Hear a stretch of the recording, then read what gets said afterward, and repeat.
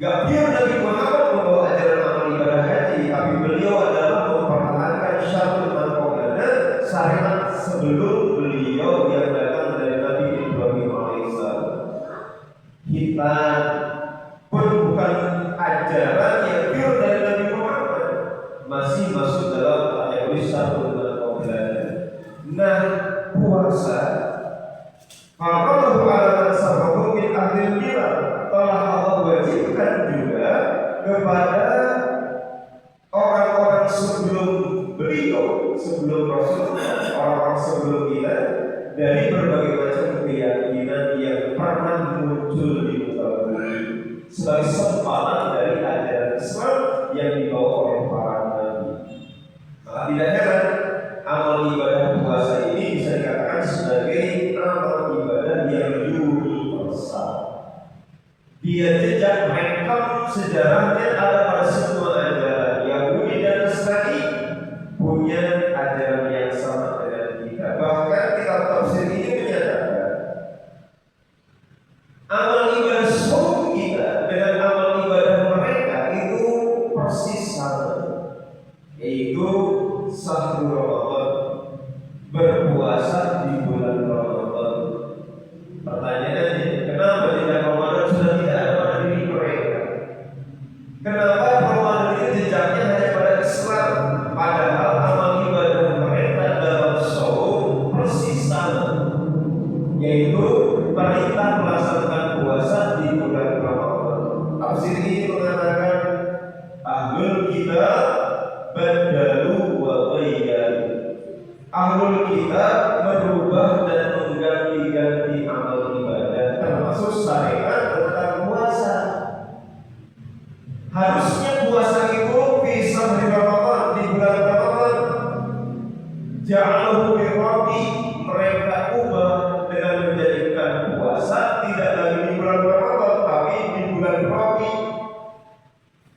Bulan Rabi itu ada dua, ada Rabiul Awal, ada Rabiul Akhir. Rabi sendiri dari kata bunga, kembang. Berarti Rabi itu musim di mana kembang atau bunga sedang tumbuh.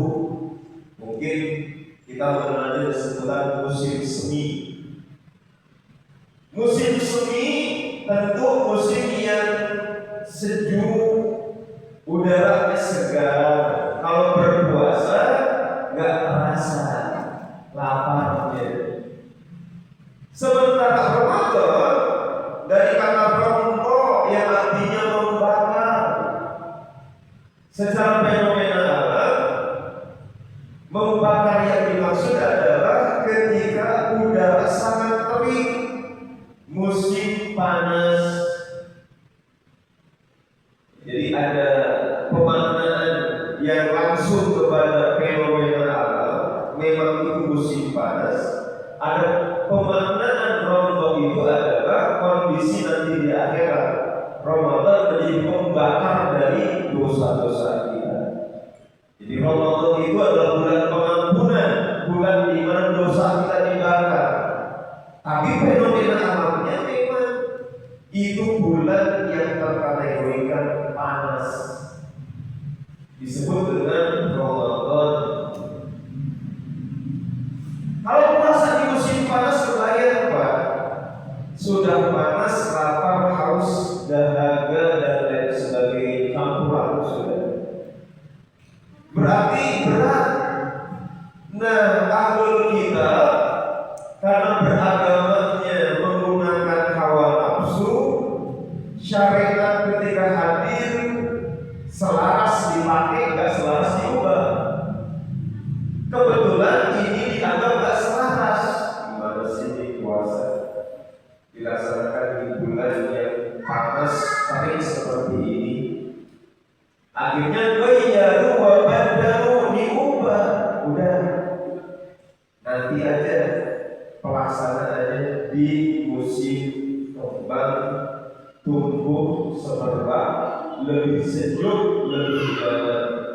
Maka janganlah birrabi, diganti amal ibadah tersebut waktunya di musim Rabi. Jadi 1 bulan amal ibadahnya sama seperti kita, cuma diubah ke musim Rabi atau di Rabiul Awal.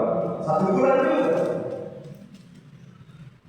Nah setelah kemudian bukan sadar, emang bilang agama mereka hawa nafsu, ngerti ini dosa, merubah bilangan waktu ibadah itu dosa. Sholat maghrib kita 3 rakaat dan coba-coba diubah menjadi 4 dengan alasan 4 rakaat lebih banyak berarti lebih baik. Jangan mencoba merubah-rubah amal ibadah, baik bilangannya, baik waktunya, ataupun kemudian mekanisme atau kaifiatnya. Jangan diubah-ubah. Kenapa? Itu dosa dan itu disadari oleh ahlul kitab. Ini bid'ah. Merubah amal ibadah itu bid'ah. Sadar mereka dengan dosanya. Bahasa mereka bidah. Kalau kita bid'ah, mereka bilang bidah. Ini bidah. Dan bidah itu menghasilkan dosa karena mengubah agama. Agama bukan lagi kemudian firman Allah, tapi agama itu menjadi rabi, pemikiran. Agama menjadi kumpulan ucapan kiai, ucapan seseorang. Tahu dosa, ngerti dosa. Maka karena ngerti dosa, mereka akhirnya berkesimpulan kita tambah 1 bulan lagi sebagai kafarat penghapus dari dosa-dosa sudah mengubah waktu ibadah. Maka jadinya mereka sampai mutatabi'in, puasanya 2 bulan berturut-turut di Rabiul Awal dan di Rabiul Akhir, 2 bulan berturut-turut. Nah kalau sendiri Pak, sebulan aja udah berat, gimana 2 bulan? Walaupun di musim yang lebih enak, lebih kondusif. Maka karena 2 bulan berturut-turut ini berat, ujung-ujungnya hilang beneran. Sebulan berat, bulan yang kedua berat, pada akhirnya anjuran-anjuran ibadah, jejak saumnya sudah hilang. Tapi Quran menyatakan kama faradahu ala salafahu min ahlil kitab, ibadah ini bukan cuma kewajiban kita, tapi kewajiban universal yang telah Allah sampaikan kepada umat-umat sebelum kita dari berbagai macam milah-milah yang ada. Wa qad anzala qariyatihi bi bayani fa'ilatihi kubra wa hikmatul mulia, dan Allah memberikan alasan kenapa ini dipardukan. Ini dipardukan karena mengandung faidah kubro, faidah yang besar, wa hikmatul mulia, dan mengandung hikmah yang mulia. Apa itu tujuan atau faidah kubronya serta hikmah yang mulia? Larang lagu takut, wa hiya ayyu'id dan nafsus sahih litaqwa tabaraka wa ta'ala bitar kisahawat al-mubahah imtisalan min amrihi ta'ala. Maka tujuan dari puasa ini agar diri atau jiwa kita bisa menanamkan nilai ketakwaan, takwa kepada Allah Subhanahu wa taala dengan meninggalkan nafsu syahwat yang hakikatnya syahwat yang mubah. Ini halal, mubah, tapi karena saum jadi haram. Begitupun ini halal, mubah, maka kita tinggalkan sejenak, disebut sebagai bitarki syahwat al-mubah, meninggalkan syahwat yang mubah. Imtisalan bi amrihi ta'ala, sebagai wujud melaksanakan perintah Allah Subhanahu wa taala, wa ihtisaban lil ajri indah, dan sebagai cara untuk mendapatkan pahala di sisinya. ketakwaan itu sebagai tujuan dari amal ibadah saum Ramadan, di mana dengan ketakwaan tadi bisa membuat diri kita menjauhi larangan-larangan Allah dan melaksanakan ketetapan-ketetapan Allah yang nanti nilai pahalanya disediakan oleh Allah di akhirat. Hadirin jamaah dirahmati Allah SWT, ini yang disebut dengan ghayah, tujuan amal ibadah. Ternyata bukan kepentingan Allah, tapi kepentingan diri kita. Ketaatan kepada Allah itu diminta ada fungsi yang membuat hidup kita akan mendapatkan berbagai macam nilai kebaikan. Di antara kebaikannya adalah lil ajri indah, ketika Allah menitipkan pahala berlipat di bulan Ramadan bagi orang-orang yang berpuasa. Hadirin jamaah yang dirahmati Allah, tujuan inilah yang memandu kita agar jangan melaksanakan puasa sekedar kepentingan perut, bukan sekedar kemudian menahan nafsu di antara perut dan di bawah perut, tetapi bisa kemudian juga menahan yang lain selain daripada urusan perut. Maka ada yang disebut dengan al-imsak anil mubtirat wal imsak anil muhlikat. Kalau al-imsak anil mubtirat berarti menahan diri dari yang membatalkan. Yang membatalkan puasa secara umum cuma 3. Kalau kita rujuk kita punya Hadis Muslim dari Sahabat Abu Bakar Al-Jazairi, beliau menyampaikan tentang definisi puasa. Di definisi tersebut itu ada banyak hal yang disampaikan, di antaranya apa? 3 hal yang mesti ditinggalkan. Beliau berkata, asya, puasa itu al-imsak, menahan diri, minal akli wasyurbi wa isyan nisa, dari makan, minum dan hubungan suami istri. Wasail mubtirat, yang keempatnya segala hal yang dianggap bisa membatalkan puasa selain makan, minum dan hubungan suami istri. Min tulu'il fajri ila ghurubi syams, dari mulai terbit fajar sampai terbenam matahari. Jadi 4, tapi yang keempatnya itu yang semakna dengan yang 3 ini. Makan, minum, hubungan suami istri. Yang semakna dengan ini misal bagaimana kalau kemudian mengeluarkan sperma dengan sengaja misalnya.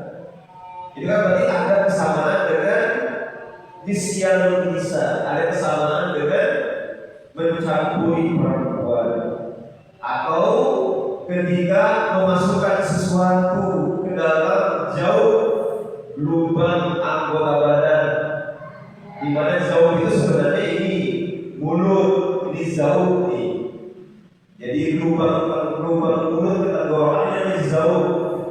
Tapi ketika kemudian ada lubang yang lain semacam lubang hidung yang terhubung dengan kerongkongan, makanya ada aturan saat kita melaksanakan wudu kondisi sedang berpuasa, kita menghindarkan diri dari menghirup air ke hidung, karena nanti dampaknya ada air yang tidak terkontrol sehingga dia masuk dalam lubang jauh tadi, lalu kemudian di situ yang disebut dengan apakah itu ikut membatalkan puasa atau tidak, ikhtilaf di dalamnya. Tapi tentu saja karena Rasul berhati-hati dan mewanti-wanti agar kemudian tidak menghirup air hidung, menunjukkan bahwa dia bisa membatalkan puasa. Itu yang disebut dengan masail mubtirat. Tapi pada pokoknya 3, minal akli wasyurbi wa isyan nisa, dari makan, minum dan hubungan suami istri. Dan 3 perkara ini disebut al-imsak anil mubtirat, menahan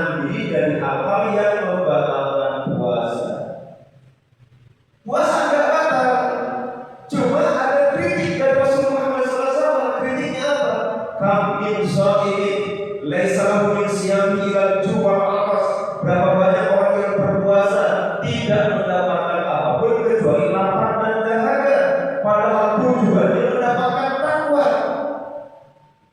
Tujuan mendapatkan takwa, tetapi dalam kenyataan cuma lapar dan dahaga. Dan disinilah ada poin yang kedua, al-imsak al-muhlikat, menahan diri dari hal-hal yang menghancurkan pahala puasa. Nah, karena menghancurkan pahala puasa, berarti guna mencapai puasa orang yang bertakwa, kita harus bisa menahan diri dari hal-hal yang bisa mencemari pahala puasa. Walaupun mungkin tidak membatalkan puasanya, puasanya enggak batal, tapi cemar sehingga tidak mendapatkan takwa, tidak mendapatkan pahala. Apa pun diantaranya? Pandangan yang tidak, lisan yang tidak terjaga, atau kemaksiatan yang masih diumbar. Makanya kritik bagi Rasulullah SAW juga ketika beliau menyampaikan bahwa